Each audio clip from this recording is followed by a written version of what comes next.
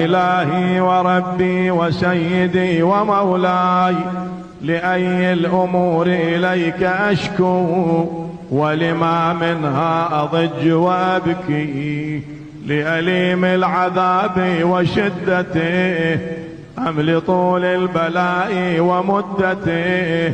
فلئن صيرتني في العقوبات مع أعدائك، وجمعت بيني وبين أهل بلائك، وفرقت بيني وبين أحبائك وأوليائك، فهبني يا إلهي وسيدي ومولاي وربي، صبرت على عذابك فكيف أصبر على فراقك؟